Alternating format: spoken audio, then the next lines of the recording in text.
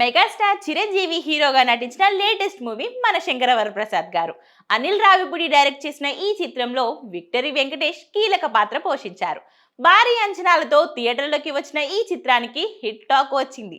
మన శంకర వరప్రసాద్ గారు సినిమా సంక్రాంతి కానుకగా జనవరి 12న వరల్డ్ వైడ్ గా రిలీజ్ అయింది. దీనికి ఆడియన్స్ నుంచి అనూహ్య స్పందన లభిస్తుంది. 70 ఏళ్ల వయసులో చిరంజీవి తన స్వాగ్ తో అందరినీ సర్ప్రైజ్ చేశారు. కామెడీ, డాన్స్, యాక్షన్ సన్నివేశాలలో అదరగొట్టారు.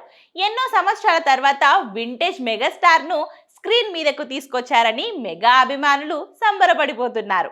ఇక బాస్ ఇస్ బ్యాక్ అంటూ పోస్టులు పెడుతున్నారు. తాజాగా ఈ చిత్రానికి అగ్ర నిర్మాత అల్లు అరవింద్ రివ్యూ ఇచ్చారు.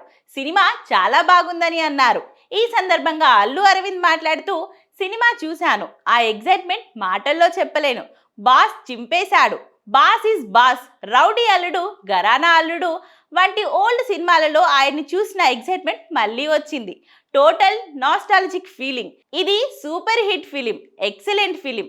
బాస్ ఈజ్ బాస్ అనిపించాడు అన్నారు అల్లు అరవింద్. ఇక వింటేజ్ చిరంజీవిని మాత్రమే కాదు, బ్యాక్గ్రౌండ్ స్కోర్ తో సహా వింటేజ్ ని తీసుకొచ్చారని, డైరెక్టర్ అబ్బా ఏం ఆలోచించాడురా అనిపించిందని అల్లు అరవింద్ అన్నారు.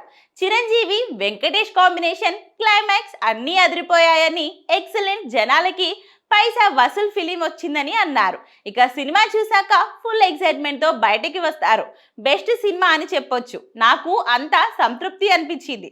చిరంజీవి, నయనతార, వెంకటేష్, డైరెక్టర్ అనిల్ రావిపూడి ఎవరి పని వాళ్ళు అద్భుతంగా చేశారు అని అల్లు అరవింద్ పేర్కొన్నారు.